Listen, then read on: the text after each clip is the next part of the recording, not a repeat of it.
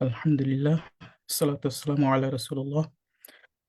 প্রতি সপ্তাহের মতো আজকে আমাদের দার্স দিবেন শেখ মুখলিসুর রহমান মনসুর মাদানী হাফিজাহুল্লাহ। তো শেখ শুরু করি ইনশাআল্লাহ। আচ্ছা। আসসালামু আলাইকুম ওয়া রাহমাতুল্লাহি ওয়া বারাকাতুহু। আলহামদুলিল্লাহ ওয়াসসালাতু ওয়াসসালামু আলা রাসূলিল্লাহ ওয়া আলা আলিহি ওয়া সাহবিহি ওয়া মান তাবিআহুম বিইহসানিন ইলা ইয়াউমিদ্দিন। আম্মা বা'দ। কাছের এবং দূরের, দেশের ও প্রবাসের যারা আমাদেরকে দেখছেন, আমাদের কথা শুনছেন, তাদের জ্ঞাতার্থে আমরা জানাতে চাই যে আমরা নিয়মিত আদ-দুরুস আল-মুহিম্মা লিআম্মাতিল উম্মাহ কিতাব থেকে দার্স প্রদান করি এবং ভাইয়েরা এ সম্পর্কে জ্ঞান অর্জন করেন। বিভিন্ন জায়গা থেকে তারা এই অনলাইন ক্লাস শুনে থাকেন। ফাজাযাহুমুল্লাহু খাইরাল জাযা ওয়া বারাকা ফি ইলমিহিম ওয়া হায়াতিহিম ওয়া হাফিযাহুম মিন কুল্লি সুইন ওয়া মাকরুহ। অতঃপর সম্মানিত দিনী ভাই ও বন্ধুগণ, আমরা যে সময়টা অতিক্রম করছি সেই সময়টা হচ্ছে রজব মাস। আর এই রজব মাস কেন্দ্রিক আমাদের সমাজে কিছু আমল প্রচলিত রয়েছে। আজকে আমরা কোরআন এবং সহিহ হাদিসের দৃষ্টিতে, শরীয়তের দৃষ্টিতে সেগুলোর অবস্থান নিয়ে আলোচনা করব ইনশাআল্লাহ।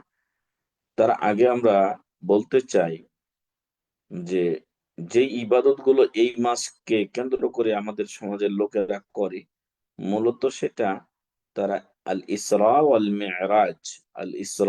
ওয়াল মেরাজ কেন্দ্রিক করে থাকেন। তো আগে আমাদের জানা দরকার যে ইসরা এবং মেরাজ কাকে বলা হয়। তো ইসরা বলা হয় রাত্রিকালীন ভ্রমণ। রাত্রে এক জায়গা থেকে আরেক জায়গায় যে যাওয়া হয় সেটাকে ইসরা বলা হয়। আর মেরাজ হলো উপরে ওঠার সিঁড়ি, যা এখানে ঊর্ধ্বগমন, মানে উপরে ওঠা ও উপরে যাওয়া তথা রাসূল সাল্লাল্লাহু আলাইহি ওয়াসাল্লাম কর্তৃক সপ্ত আকাশ পর্যন্ত, আল্লাহর নিকট পর্যন্ত সশরীরে যাওয়ার যে ঘটনা এবং প্রেক্ষাপট, সেই যাওয়ার বিষয়টাকে মেরাজ বলে আখ্যায়িত করা হয়। মহান রব্বুল আলামিন যুগে যুগে অনেক নবী ও রাসূল পাঠিয়েছেন এবং রসুলদেরকে তিনি অনেককে আসমানি কিতাব দিয়েছেন, তাদেরকে শরিয়া দিয়েছেন এবং এটা মানুষের কাছে পৌঁছানোর দায়িত্ব দিয়েছেন। তো এরই সূত্রে বা ধারাবাহিকতায় আমাদের নিকটে শেষ উম্মার নিকটে শেষ নবী হিসেবে, কিয়ামত পর্যন্ত সকলের নবী হিসেবে প্রেরণ করেছিলেন মহান রব্বুল আলামিন প্রিয় নবী মুহাম্মদ সাল্লাল্লাহু আলাইহি ওয়াসাল্লামকে।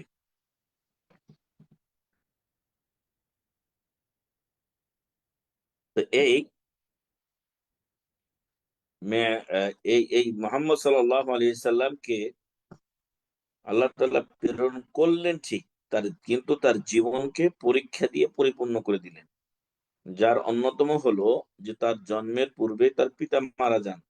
তার বয়স যখন মাত্র 6, তখন তার মা মারা যান।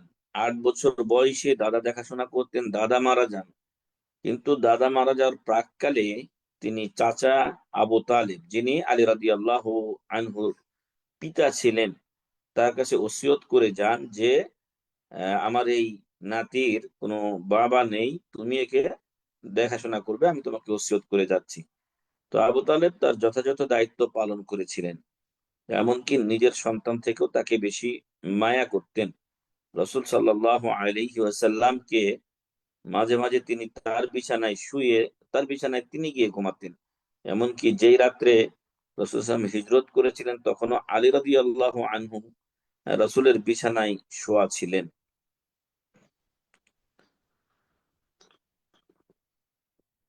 তো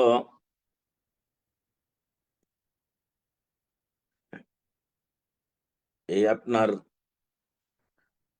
দশম হিজরি বা তার পরবর্তী সময়গুলোতে নবুয়তের 10ম সাল, 10ম হিজরি নয়, নবুয়তের 10ম সাল বা তার পরবর্তী সময়গুলোতে চাচা আবু তালেব হঠাৎ করে মারা গেলেন।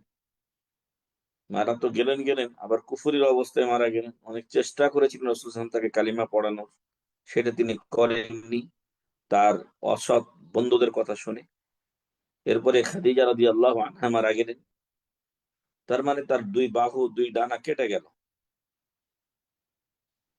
যার ফলে তিনি একাকিত্ব অনুভব করতে লাগলেন।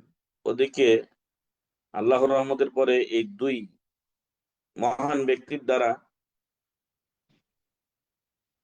আল্লাহ তাআলা তাকে অনেকটা হেফাজতে রেখেছিলেন, কিন্তু তাদের বিদায়ে তার উপরে অত্যাচার আরো বেড়ে গেল। তখন তিনি মনস্তাত্ত্বিক দিক থেকে অনেকটা দুর্বল হয়ে গেলেন। তাই মহান রব্বুল আলামিন হিজরতের কিছুদিন পূর্বে আল্লামা শেখ সফিউর রহমান মুবারকপুরী রাহিমাহুল্লাহ তার ভাষ্যমতে আর রাহিকুল মাখতুম, যদি আপনি মেরাজ অধ্যায় পড়েন বুঝতে পারবেন যে হিজরতের 16, 14 বা 1 বছর, আনুমানিক এই টাইমটার ভিতরে, 1.5 বছরের বেশি না, এই সময় হিজরতের 1.5 বছর পূর্বে, 16 মাস, 14 মাস অথবা 12 মাস, 1 বছর পূর্বে রাসূল সাল্লাল্লাহু আলাইহি ওয়াসাল্লামকে আল্লাহ তাআলা মেরাজে নিয়ে গেলেন, ইসরা এবং মেরাজ করালেন, যার চিত্র মহান রব্বুল আলামিন সূরা বনী ইসরাঈলের 1 নম্বর আয়াতে ঘোষণা করছেন, সুবহানাল্লাযী আসরা বিআবদিহি লাইলাম মিনাল মাসজিদিল হারাম ইলাল মাসজিদিল আকসাল্লাযী বারাকনা হাওলা। তো সে পুত পবিত্র সেই জাত ও সত্তা, যিনি আসরা ভ্রমণ করিয়েছেন রাত্রিকালে বিআবদিহি তার বান্দাকে। সেই বান্দা হলেন মুহাম্মদ সাল্লাল্লাহু আলাইহি ওয়াসাল্লাম। আর উবুদিয়াত, দাসত্ব, ইবাদত, এটা হলো একজন বান্দার সবচেয়ে বড় পরিচয়। আমরা হয়তো নিজেকে অনেক বড় ভাবি, আবার অনেকে অন্য মানুষদেরকে যারা তার থেকে টাকা পয়সা দুনিয়ার পদ পদবিতে নিচু স্তরে, তাদেরকে মানুষও মনে করে না, অহংকারে ফেটে পড়ে। অথচ তারা আল্লাহ রাসূল সাল্লাল্লাহু আলাইহি ওয়াসাল্লামের এই ক্ষেত্রে আল্লাহর এই বাণী খেয়াল করে না, আসলে পড়েই না। তো এগুলো আল্লাহ রাসূল সাল্লাল্লাহু আলাইহি ওয়াসাল্লামকে পর্যন্ত আল্লাহ তাআলা সবচাইতে যেগুলো মর্যাদাপূর্ণ স্থান, সেখানে তাকে আব্দ বলে সম্বোধন করেছেন।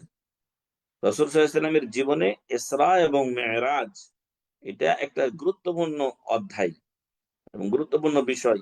সেখানে আল্লাহ বলছেন আসরা বিআবদিহি, তিনি তার বান্দাকে রাত্রিকালীন ভ্রমণ করিয়েছেন।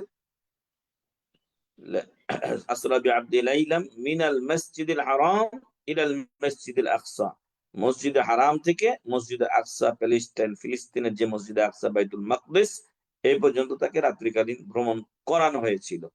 এবং বুখারী শরীফ সহ অন্যান্য কিতাবে বর্ণিত হয়েছে সহিহ হাদিস, এগুলো সবই একটা আরেকটা থেকে হয়তো একটু কম বেশ হতে পারে।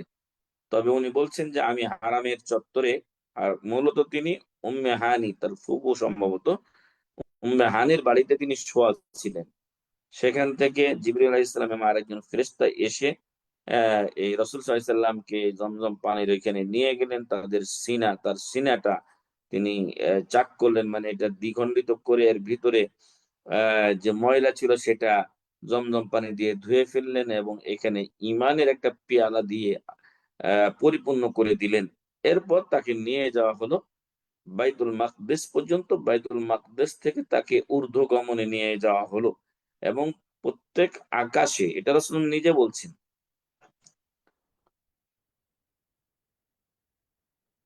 এবং প্রত্যেক আকাশে তাকে জিজ্ঞাসা করা হতো কে আছে সাথে। বলা হতো মুহাম্মদ সাল্লাল্লাহু আলাইহি সাল্লাম, এবং বলা হতো যে তাকে কি আনতে পাঠানো হয়েছিল। বলা হয় যে হ্যাঁ, পাঠানো হয়েছে।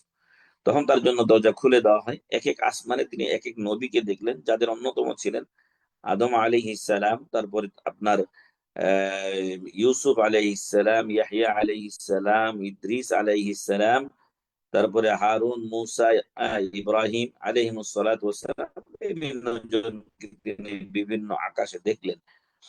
দেখার পরে উনি ওনাকে আল্লাহ তাআলা একেবারে সপ্ত আকাশে নিয়ে গেলেন, সেখানে জান্নাত জাহান্নাম দেখালেন। তারপরে আল্লাহর সাথে তার কথোপকথন হয়েছে। তবে বেশ কিছু মানুষ তারা বলে থাকে যে সেখানে তার সরাসরি দেখা হয়েছে। মূলত আল্লাহ রসুল সাল্লাল্লাহু আলাইহি ওয়াসাল্লাম মেরাজ রজনীতেও সরাসরি আল্লাহকে দেখেননি। তাকে এই মর্মে জিজ্ঞাসা করা হলে তিনি বলেছিলেন, নূরুন আন্না আরা, আল্লাহ তো আলো, আর আলো, আমি কি করে তাকে আমি দেখবো। তো এখানে ইসরা এবং মেরাজের ক্ষেত্রে একটা গুরুত্বপূর্ণ পার্ট হচ্ছে যে আল্লাহকে দেখার বিষয়টি। তো আল্লাহকে আসলে দুনিয়ার যে মানবিক চক্ষু, এটা দিয়ে দেখা সম্ভব নয়। আল্লাহর নবী মুসা আলাইহিস সালাম, তিনি দুনিয়াতে আল্লাহকে দেখতে চেয়েছিলেন। আল্লাহ বলেছিলেন যে তুমি আমাকে দেখতে পারবে না কখনোই, মানে দুনিয়াতে দেখতে পারবে না। আর তবে তুমি ওই পাহাড়ের দিকে খেয়াল করো, যদি পাহাড় তার স্থানে ঠিক থাকতে পারে তাহলে তুমি আমাকে দেখতে পাবে। কিন্তু আল্লাহর নূরের ছটা যখন পাহাড়ে পড়লো, তখন পাহাড় প্রচন্ড বেগে কেঁপে উঠলো। তো এবং ওয়াখাররা মূসা সাইকা, বেহুশে উনি পড়ে গেলেন। তো দুনিয়ার জিন্দেগিতে আল্লাহকে দেখা সম্ভব নয়। আর এটা থেকে রসুলের ওই কথাটা আরো স্পষ্ট হয় যে নূরুন আন্না আরাহু, তিনি তো আলো, আর আলো, আমি কি করে তাকে দেখবো। আর এছাড়া আয়েশা রাদিয়াল্লাহু আনহা বলছেন যে যে ব্যক্তি তোমাকে বলবে যে মুহাম্মদ সাল্লাল্লাহু আলাইহি ওয়াসাল্লাম তার রবকে দেখেছেন মেরাজ রজনীতে, ফাকাদ কাযাব, সে মিথ্যা বলছে। তো এটা একটা পার্ট, মেরাজের পার্টের মধ্যে একটা পার্ট হলো যে রাসূল সাল্লাল্লাহু আলাইহি ওয়াসাল্লাম আল্লাহকে কি সরাসরি দেখেছিলেন। তো আসলে তিনি আল্লাহকে সরাসরি দেখেননি, আর একটা পর্দা ছিল। আরেকটা বিষয় এখানে গুরুত্বপূর্ণ যে রাসূল সাল্লাল্লাহু আলাইহি ওয়াসাল্লাম, এটা কি স্বপ্নে তার মেরাজ হয়েছিল নাকি বাস্তবে হয়েছিল সশরীরে। তো আসলে স্বপ্নে হলে তো এটার কোনো আহ, অলৌকিকত্ব থাকলো না। স্বপ্নে যদি, স্বপ্নে তো আপনারা আমরা অনেক কিছু দেখি, অনেক জায়গায় দৌড়াই, এটা স্বপ্ন হলো স্বাভাবিক একটা বিষয়। স্বপ্নের মাধ্যমে অনেক কিছু হয়ে থাকে, কিন্তু সেটা বাস্তবে ঘটে না। তো রসুল সাল্লাহ আলাইসাল্লামের যে মেরাজ হয়েছিল, যে ইসরা রাত্রিকালীন ভ্রমণ হয়েছিল, সেটা কিন্তু শরীরে ওয়ায়াকুলাতান এবং জাগ্রত অবস্থা হয়েছিল। রাসূল সাল্লাল্লাহু আলাইহি ওয়াসাল্লাম এগুলো দেখেছেন, অনুধাবন করেছেন, তিনি এগুলো সব অবলোকন করছেন, দেখছেন। তো এবং সেগুলো তিনি সহিহ হাদিসে স্পষ্টভাবে বর্ণনা করেছেন রাসূল সাল্লাল্লাহু আলাইহি ওয়াসাল্লাম। ফলে এটা ভাবার কোনো সুযোগ নেই যে ওনার এটা স্বপ্নে হয়েছিল। স্বপ্নে হলে তো এগুলো আশ্চর্য হওয়ার কিছুই ছিল না। আর কাফের কুরাইশরা তারা বলল যে মক্কা থেকে আহ, এই প্যালেস্টাইন ফিলিস্তিন যেতে প্রায় মাসখানেকের পথ, আর উনি নাকি রাত্রের কিছু অংশের মধ্যে গেছে, আবার মেরাজে গেছে, আবার ফিরে আসছে। তো এই কথা তারা আবু বকর রাদিয়াল্লাহু আনহুকে বলেছিল। তখন তখন তিনি বলেছিলেন এটা যদি আব্দুল্লাহর পুত্র এবং আব্দুল মুত্তালিবের দৌহিত্র মোহাম্মদ সাল্লাল্লাহু আলাইহি সাল্লাম বলে থাকেন, তিনি সত্য বলেছেন। সেদিন থেকে তাকে আস-সিদ্দিক বলা হয়। সেদিন থেকে তার উপাধি লকব দেওয়া হলো আস-সিদ্দিক। তো এই ঘটনাকে কেন্দ্র করেই কিন্তু তিনি আস-সিদ্দিক উপাধি লাভ করলেন। তো আল্লাহ রসুল সাল্লাল্লাহু আলাইহি সাল্লাম জাগ্রত অবস্থায় এবং সশরীরে তার মেরাজ এবং ইসরা হয়েছিল। এখন কাফেরদের একটা কাফেলা, বাণিজ্যিক কাফেলা কোনো এক স্থানে তারা মানে অবস্থান করছিল। রাসূল সাল্লাল্লাহু আলাইহি ওয়াসাল্লাম সেটাও বলেছিলেন যে অমুক তারিখে, এই যে আমি যখন গেছি তখন তারা অমুক স্থানে ছিল। তারা সেটারও প্রমাণ পেয়েছে। এরপরও মৃত্যুকের দল রাসূল সাল্লাল্লাহু আলাইহি ওয়াসাল্লামকে এই ক্ষেত্রে সত্যায়ন করেনি। তাদের সত্যায়ন না করাতে রাসূলের কোনো যায় আসে না। ইসলাম বিজয়ী হয়েছে, আর বিজয়ী করার জন্যই আল্লাহ রাসূলকে পাঠিয়েছিলেন।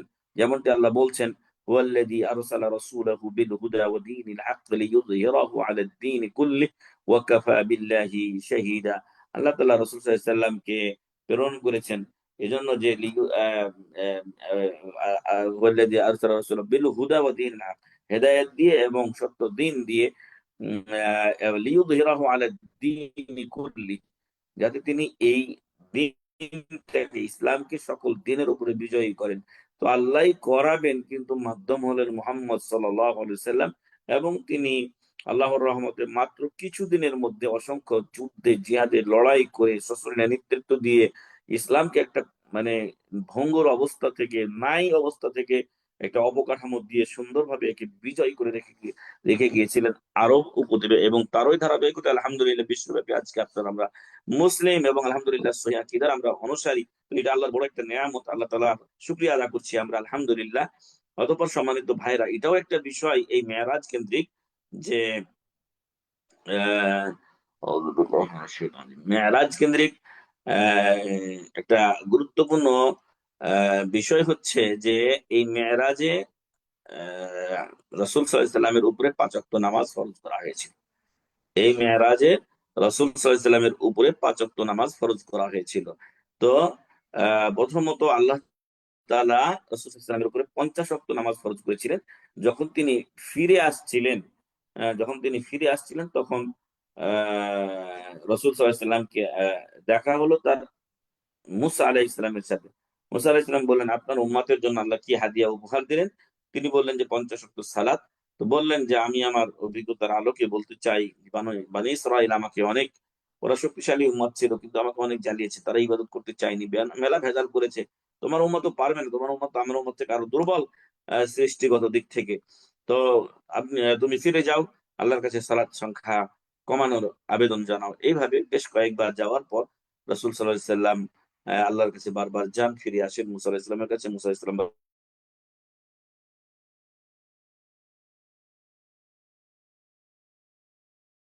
ফিরিয়ে দেন। এইভাবে কেউ কেউ বলেন যে ওই হোক না কেন, আহ প্রতিবারই কিন্তু কিছু না কিছু কমিয়ে দেওয়া হয়েছিল, এবং শেষে আল্লাহ তাআলা ৫ ওয়াক্ত সালাত রেখেছিলেন। ৫ ওয়াক্ত সালাত রেখেছিলেন।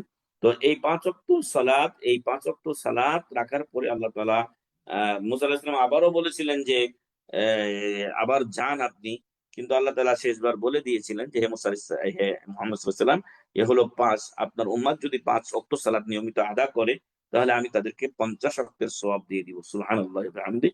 অতএব আপনারা আমরা যে ৫ পড়ছি, ৫ এর কিন্তু সওয়াব খালি ৫ই নয়, ৫ × ১০ = ৫০ ওয়াক্তের সওয়াব আল্লাহ আমাদের আমলনামায় লিখে দেন। তো এটা ছিল রাসূল সাল্লাল্লাহু আলাইহি ওয়াসাল্লামের মেরাজের হাদিয়া এবং উপহার। দুঃখজনক হলো সত্য যে আজকে অনেকেই এই মেরাজকে কেন্দ্র করে হম এই মেরাজকে কেন্দ্র করে শবে মেরাজ পালন করে। শবে মেরাজ করে আবার কোন দিন? ২৭শে রজব। এই বিশ্বাসে যে নবুয়তের ১০ম সালের ২৭শে রজবে রাসূলের মেরাজ হয়েছিল, তাই তারা এই রাত্রে জাগে, সালাত আদায় করে বিভিন্ন তরিকা বিশেষ পদ্ধতিতে, এবং হয়তোবা রোজা রাখে কিনা আল্লাহু আলাম, মানে ইত্যাকার বিভিন্ন ধরনের বিদআত তারা করে এই রাত্রে বা এই এই ২৭শে রজবের দিনে। তো এগুলো যত এর মানে আমলের বর্ণনা আছে সেগুলো জাল এবং জয়ীফ থেকে খালি নয়, বরং বিশুদ্ধ হলো যে ২৭শে রজব এটা অন্যান্য দিন বা রাত্রির মতো একটা দিন ও রাত্রি। ফলে আপনি যদি নিয়মিত কোনো সময় তাহাজ্জুদ পড়েন, রাত্রেও তাহাজ্জুদ পড়বেন। আপনি যদি সোমবার বৃহস্পতিবার রোজা রাখেন, আর এখানে যদি এই দিনটা সোমবার বৃহস্পতিবারে কিছু পড়ে যায়, তাহলে সেদিন রোজা রাখতে সমস্যা নেই। কিন্তু আপনি ঘটা করে শুধু এই দিনেই আপনি রোজা রাখতে যাবেন, এই রাত্রেই আপনি নামাজ পড়বেন, অন্য কোনো ইবাদত করবেন। অনেক জায়গায় এ রাত্রে আলোচনা করা হয় এবং বিরিয়ানি পাক করে ধুমধাম করে খাওয়া হয় ইত্যাদি। তো এগুলো সবই ইসলাম বহির্ভূত কাজ। এগুলো করলে নেকি তো নেই, গুনাহ হবে এবং জাহান্নামে যাওয়ার পথ সহজ হবে। আল্লাহ রাসূল সাল্লাল্লাহু আলাইহি ওয়াসাল্লাম বলছেন, কুল্লু উম্মতি ইয়াদখুলুনাল জান্নাহ, আমার সকল উম্মত জান্নাতে যাবে, ইল্লা মান আবা, যে জান্নাতে যেতে চায় না সে ব্যতীত। বলা হলো যে কে জান্নাতে যেতে অস্বীকার করে? তো বললেন যে মান আতাআনি দাখালাল জান্নাহ, যারা আমার আনুগত্য করবে তারা জান্নাতে যাবে। ওমান আসানি ফাকাদ আবা, আর যারা আমার অবাধ্য হয় তারা জান্নাতে যেতে চায় না, অস্বীকার করে। এটা হলো বুখারী শরীফের হাদিস, বিশুদ্ধতায় কোনো সন্দেহ নেই। অতএব যে সমস্ত ভাইয়েরা বা বোনেরা এই ২৭শে রজবকে মেরাজ রজনী ধরে নিয়েছেন, তাদের তথ্য বিভ্রাট। তারা এই আমলগুলো কোরআন ও হাদিসের মাধ্যমে সাব্যস্ত নয়। দ্বিতীয়ত হলো যে ২৭শে রজব নবুয়তের ১০ম সালে মেরাজই হয়নি রাসূল সাল্লাল্লাহু আলাইহি ওয়াসাল্লামের। জন্য একটু আগে আমি বলছিলাম যে শেখ সফিউর রহমান মুবারকপুরী রাহিমাহুল্লাহ বলছেন যে এটা হিজরতের কিছুদিন আগে হয়েছিল, 1 বছর 14 মাস বা 16 মাস পূর্বে, এই 3টি মতকে তিনি শক্তিশালী বলে উল্লেখ করেছেন। আর তার 27শে রজব নবুয়তের 10ম সালে যে মেরাজ হয়নি, তার অকাট্য দলিল হলো যে উম্মুল মুমিনিন খাদিজাতুল কুবরা রাদিয়াল্লাহু আনহা তিনি মারা গিয়েছিলেন আপনার শাওয়াল মাসে, যতটুকু বা এই রমজান মাসের শেষ দিকে এরকম সময় তিনি মারা গেছেন, নবুয়তের 10ম সালে। তো তখনও তিনি বা রমজান মাসে, রমজান বা শাওয়াল মাসে মারা গেছেন। তো তখনও তিনি কিন্তু 5 ওয়াক্ত সালাতের ফরজ পাননি, তখনও সালাতের ফরজ তিনি পাননি, তার মানে তখনও মেরাজ হয়নি। আর যদি হয়ে থাকতো তাহলে তিনি অবশ্যই পেতেন, কারণ আমরা আমাদের সমাজে মনে করছে কি 27শে রজবে মেরাজ হয়েছিল। তো 27 রজব যদি হয়, তারপরে রজব, শাবান, তারপরে রমাদান, তো ওই রমজান মাসে তিনি মারা যান, কিন্তু তখনও তিনি এই সালাত ফরজিয়াত, যে সালাত 5 ওয়াক্ত, এটা তিনি পাননি। ফলে স্পষ্ট বোঝা যায় যে 27শে রজব নবুয়তের 10ম সালে এই মেরাজ হয়নি। আর তৃতীয়ত একটা বিষয়, যে মানলাম যে 27শে রজব নবুয়তের 10ম সালেই হয়েছিল, তো আপনি যে ইবাদত করবেন এই রাতকে কেন্দ্র করে বা এই দিনকে কেন্দ্র করে, তার আপনাকে রসুল থেকে প্রুফ লাগবে, সাহাবাদের থেকে প্রুফ লাগবে, সালাফদের থেকে প্রুফ লাগবে, ইমামদের থেকে প্রুফ লাগবে। তো তাদের কারো কাছ থেকে এই মর্মে কোনো প্রুফ পাওয়া যায় না। ফলে এটা আলাদা কোনো ইবাদত এখানে খাস করার কোনো সুযোগ নেই। সম্মানিত দিনী ভাই এবং বন্ধুগণ, অতএব আমাদেরকে সুন্নাহর উপরে কায়েম থাকতে হবে। আলাইকুম বিসুন্নতি ওয়া সুন্নাতিল খুলাফায়ে রাশিদিন আল মাহদিয়্যিন। রাসূল সাল্লাল্লাহু আলাইহি ওয়াসাল্লাম বলছেন, তোমরা আমার সুন্নাতকে, আমার খোলাফায়ে রাশিদার সুন্নাতকে মজবুত ভাবে মাটির দাঁত দিয়ে আঁকড়ে ধরো। আর আমি তোমাদের মাঝে দুটো জিনিস রেখে গেলাম, যতদিন আঁকড়ে ধরবে কখনোই গোমরা হবে না। একটা আল্লাহর কিতাব, আর একটা হলো আমার হাদিস। অতএব এই হাদিসের উপর আমল করতে গেলে এই বিদাতকে পরিহার করতে হবে। আর বিদাত অত্যন্ত মারাত্মক ভয়াবহ গুনাহ, কারণ প্রত্যেক বিদাত হলো গুমরাহি, গুমরাহির পরিণাম হলো জাহান্নাম, নাউজুবিল্লাহি মিন যালিক। তো এই বিষয়গুলো আমাদেরকে খেয়াল রাখতে হবে যে ইসরা মেরাজ বা মেরাজ কেন্দ্রিক কোনো আলাদা ইবাদত নেই। যদি আপনি ইবাদত করতে চান হে মুসলিম ভাই ও বোন, তাহলে মেরাজের হাদিয়ার উপরে আমল করুন। মেরাজের হাদিয়া ছিল 5 ওয়াক্ত সালাত। 5 ওয়াক্ত সালাত টাইম মতো জামাতের সাথে আদায় করুন। মহিলারা পারলে বাড়িতে নিজেদের মেয়ে যারা আছে, ছোট বাচ্চা আছে, ওদেরকে নিয়ে আপনারা পড়ুন। তো এই সালাতকে আমরা আজকে ধ্বংস করে দিয়েছি, অথচ সারা বছর আমাদের রোজার নামাজের খবর নেই। আমরা এখানে এসে নফল নামাজের জন্য আমরা লাফাই। আরে এটা তো অবস্থা হলো ওই লোকের মতো যে ওই এই লুঙ্গি খুলে পাগড়ি বাঁধে, হ্যাঁ, এই লোকের মতো হলো এই অবস্থা।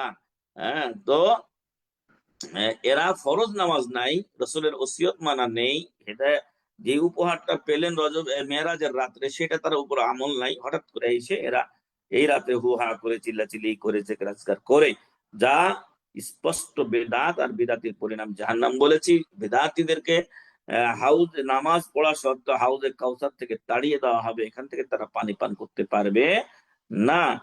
আর যারা বিদাতিকে আশ্রয় দেয় তারা মালউন, লানত প্রাপ্ত, নাউজুবিল্লাহ। তাহলে যে বেদাত করে সেও তো মালউন হবে। আল্লাহ রাসূল সাল্লাল্লাহু আলাইহি ওয়াসাল্লাম বলছেন যে এই আল মাদিনাতু হারামুন মা বাইনা ঈরিন ওয়া সাউর, ঈর এবং সাউর পর্বতের মাঝের যে জায়গাটা মদিনার, এটা আমি হারাম বলে ঘোষণা করছি। মান আহদাসা ফিহা হাদাসান, যদি এটা মদিনার কথা এসেছে, কিন্তু আমি বিদাতির পরিণাম সম্পর্কে আপনাকে বলতে চাচ্ছি এখান থেকেই, যে মান আহদাসা ফিহা হাদাসান, যে এই মদিনাতে কোনো বিদাত করবে, আও আওয়া মুহদিসান, যদি সে বেদাতিকে আশ্রয় দেয়, ফাআলাইহি লানাতুল্লাহি ওয়াল মালাইকাতি ওয়ান নাস আজমাইন, তার উপরে আল্লাহ, ফেরেশতাগণ এবং সকল মানুষের লানত, নাউজুবিল্লাহি মিন যালিক। অতএব বিদাতির তওবা, তওবারও সৌভাগ্য হয় না ততক্ষণ পর্যন্ত যতক্ষণ সে বেদাত না ছাড়ে। বেদাত নতুন দিন ধর্ম। অতএব সবে মেরাজ হোক আর সবে বরাত হোক আর 39 হোক আর 7 দিনা হোক, এই যে কোনো ধরনের যে বেদাত আমাদের সমাজে আছে সেগুলো পরিহার্য, পরিত্যাজ্য, এগুলোর পরিণাম জাহান্নাম। আর এর বিপরীতে আমাদেরকে সুন্নাহর উপরে কায়েম থাকতে হবে। আল্লাহ আমাদেরকে সে তৌফিক দান করুন, আল্লাহুম্মা আমিন। মেরাজ কেন্দ্রিক বেশ কিছু মাসলা আপনাদের সামনে আমরা আজকে আলোচনা করেছি। আরেকটা মাসলা আলোচনা করে ইনশাআল্লাহ আমরা আমাদের আলোচনা শেষ করব। সেই আলোচনাটা হলো যে আহ, এই মহান রব্বুল আলামিন বলছেন সুবহানাল্লাযী আসরা বিআবদিহি লাইলাম মিনাল মাসজিদিল হারাম, রাত্রে আমি তাকে ভ্রমণ করিয়েছিলাম মসজিদে হারাম থেকে, মসজিদে হারাম থেকে। অথচ রাসূল সাল্লাল্লাহু আলাইহি সাল্লাম ওই রাত্রে মসজিদে হারামের চত্বরে ছিলেন না, উনি ছিলেন উম্মে হানির বাড়িতে শুয়ে। তো উম্মে হানির বাড়িটাকে মসজিদে হারাম বলে উল্লেখ করা হয়েছে। তো এখান থেকে ওলামায়ে কেরামের ফতোয়া হলো যে মক্কাতে যদি কেউ নামাজ পড়ে এক ওয়াক্ত, তাহলে মসজিদে নববী ব্যতীত অন্য স্থানে, সাধারণ স্থানে আমরা যারা নামাজ পড়ি সেখানকার তুলনায় 1,00,000 গুণ বেশি সওয়াব পাওয়া যায়। আর নামাজে জামাত যত বড় হয় তত আরো বেশি পাওয়া যায়, জামাতের তো 27 গুণ আছেই। হ্যাঁ, তো এই এত সওয়াব সেখানে হয়।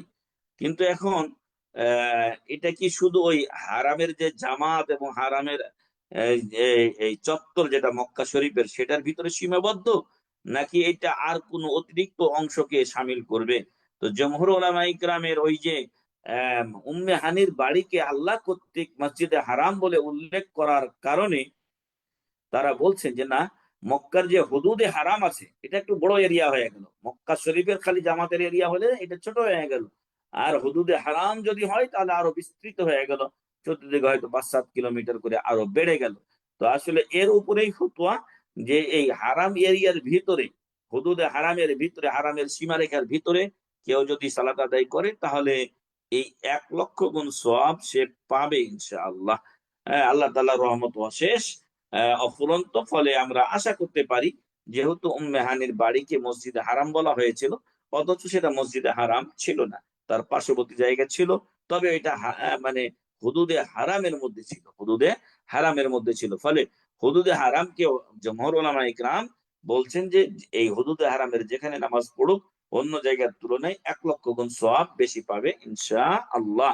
তো সম্মানিত দর্শক শ্রোতা এবং ভাই ও বন্ধুগণ, আমরা আসলে সর্বোপরি এ টু জেড যে কথা বলতে চাই যে ইসরা এবং মেরাজ এটা আল্লাহ রাসূল সাল্লাল্লাহু আলাইহি সাল্লাম সশরীরে জাগ্রত অবস্থায় হয়েছিল। মসজিদে হারাম থেকে, মক্কা শরীফ থেকে তাকে তুলে তুলে নিয়ে রাত্রিকালীন ভ্রমণ করানো হয়েছিল বোরাক নামক জন্তুতে, যার আহ মানে গতিটা ছিল অতি দ্রুত। তার যে চোখ, সে চোখ যতদূর যায় এক পা এখানে রাখলে আর এক পা যতদূর চোখ যায় সেখানে রাখতো। এইভাবে তাকে মেরাজে নিয়ে যাওয়া হয়েছিল, ইসরাত করা হয়েছিল বাইতুল মাকদিস পর্যন্ত। সেখান থেকে তিনি আবার তাকে ঊর্ধ্বগমনে নিয়ে যাওয়া হয়েছিল, জান্নাত জাহান্নাম দেখানো হয়েছিল এবং তাকে হাদিয়া হিসেবে দেওয়া হয়েছিল আপনার 5 ওয়াক্ত সালাত। আর আপনি আপনার আপনার মেরাজটা আসলে হিজরতের কিছুদিন পূর্বে হয়েছিল, যেটা আমাদের সমাজে প্রচলিত আছে সেটা ঠিক নয়। আর এই রাত কেন্দ্রিক কোনো ইবাদত বন্দিকে আলাদাভাবে করা যাবে না। আর উম, এটা যদি 27শে রজবের রাত্রি নির্ধারিত হয় তবুও এখানে কোনো ইবাদত করা চলবে না, বরং আমাদের ইবাদত করা উচিত সুন্নাহর উপরে, ইবাদত করা উচিত সালাতের উপরে, যেই সালাত আল্লাহ তাআলা এই রাত্রে ফরজ করেছিলেন। আর আরেকটা বিষয় আমরা এখন বলতে চাই, সেটা হলো যে এই মসজিদে হারামে যদি কেউ সালাত আদায় করে, মসজিদে যে হুদুদে হারামের মধ্যে সালাত আদায় করে, সেটাতে সে ওই সওয়াব পাবে যেটা 1,00,000 গুণ বলে উল্লেখ করা হয়েছে।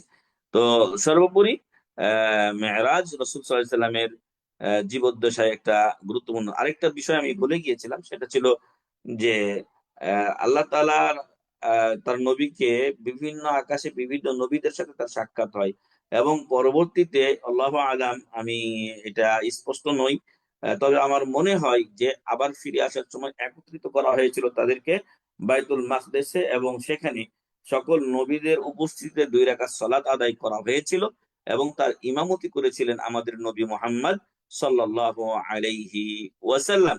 এবং সেটা একটা আমাদের নবীর শ্রেষ্ঠ হওয়ার অন্যতম দলিল। এছাড়াও তিনি বলছেন যে আনা সাইয়্যিদু ওয়ালাদি আদম ওয়ালা ফখর, আমি আদম সন্তানের সর্দার এবং এতে আমার কোনো গর্ব অহংকার নেই, কারণ এটা আল্লাহ আমাকে দান করেছেন।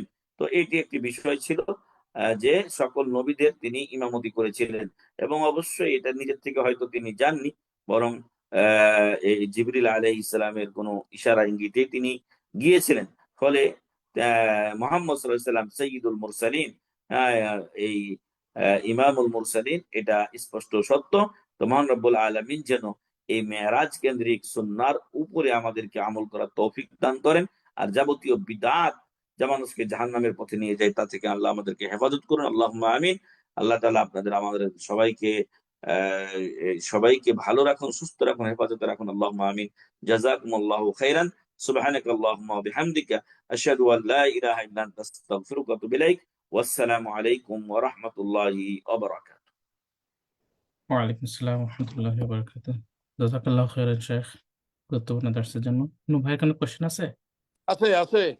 আসসালামু আলাইকুম আসসালাম ওয়া রাহমাতুল্লাহি ওয়া বারাকাতুহু। জি, শাইখ, আমার একটা কোশ্চেন ছিল।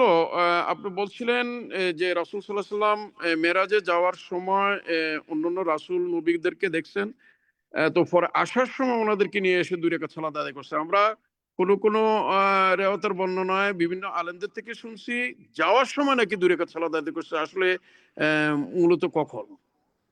হ্যাঁ, ওইটাই আমি ওই যে বললাম যে আমি স্পষ্ট বর্ণনা কোনোটা পাইনি, তবে আমি একটু দেখবো, এটা আমারও দেখা দরকার। তবে নামাজ পড়ছিলেন এটা সত্য, 2 রাকাত নামাজ হয়েছিল, এটা আমি বললাম যে আসার সময় না যাওয়ার সময় স্পষ্ট আমি এটা এখন আমার নেই। কিন্তু মানে ওনাদের সাথে সাক্ষাৎ হয়েছিল। এখন যেটা যতটুকু পাওয়া যায় মনে হয়, কিন্তু মনে হওয়ার উপর তো আর হুকুম হবে না। তো আপনি যেটা বলছেন যে যাওয়ার সময় না আসার সময়, সেটা আপনাকে নিশ্চিত জানাবো ইনশাল্লাহ, গ্রুপে দিয়ে দিব আমি ইনশাল্লাহ। হ্যাঁ, ইনশাআল্লাহ, জাযাকাল্লাহু খাইর। ওই বারাকাল্লাহ। আমি একটা প্রশ্ন করবো। ওকে, একটা প্রশ্ন আছে। জি হ্যাঁ, বলেন। বলেন বলেন। আসসালামু আলাইকুম রহমতুল্লাহ। আমার ওয়ালাইকুম একটা আসসালাম ওয়া রাহমাতুল্লাহ। আমার একটা প্রশ্ন হলো যে আহ, প্রথম আসমান থেকে সপ্তম আসমানে তো আল্লাহ রসুল সাল্লামের সাথে নবীদের সাথে দেখা হয়েছে। তো ঈসা আলাইসাল্লামের সাথে আহ, কি দ্বিতীয় আসমানে দেখা হয়েছে নাকি চতুর্থ, না যে কোনো আসমানে? যতটুকু হয় তৃতীয় আসমানে। কারণ হচ্ছে ওখানে ঈসা আপনার ওখানে 2 জন নবী আছেন, ঈসা এবং ইয়াহিয়া। ঈসা এবং ইয়াহিয়ার সাথে 2 জনের সাথে একই আকাশে দেখা হয়েছিল। দ্বিতীয় সেটা ছিল দ্বিতীয় তৃতীয় আকাশ। তৃতীয় আকাশ, যতটুকু আমার মনে আছে তৃতীয় আকাশ, এবং চতুর্থ আকাশে হয়েছিল ইদ্রিস আলাইহিস সালামের সাথে। আচ্ছা, আপনার আলোচনায় আরেকটা জিনিস আমি লক্ষ্য করেছি যে সপ্তম আসমান বলার সময় বলেছিলেন যে আল্লাহ রসুল ইসলাম সপ্তম আসমানে গেলেন, এখন সেখানে জান্নাত জাহান্নাম দেখানো হলো। তো ঠিক এইভাবে, তো এর অর্থ কি সপ্তম আসমানে জান্নাত জাহান্নাম দেখেছেন নাকি সপ্তম আসমান ভেদ করার পর আল্লাহ জান্নাত জাহান্নাম দেখেছেন? এই এই সফরেই তাকে জান্নাত জাহান্নাম দেখানো হয়েছিল। ঠিক আছে, মানে সপ্তম আসমানে নাকি সপ্তম আসমান ভেদ করার পর? এখন ওগুলো তো আর স্পষ্ট নেই, যেটা মানে এই কেন্দ্রিক হাদিসটা আপনাদের এখানে দিয়ে দিলে আপনারা সেটা বুঝতে পারবেন ইনশাআল্লাহ। আমি জাযাকাল্লাহ আপনাদেরকে খাইর। তর্জমা সহ দিয়ে দিব ইনশাআল্লাহ হাদিসটা গ্রুপে, যেহেতু বিষয়টা আলোচনা হয়ে হয়ে মানে উঠে আসছে, সেহেতু ওইটা ক্লিয়ার হবে ইনশাআল্লাহ। জি, আসসালামু আলাইকুম। জাযাকাল্লাহু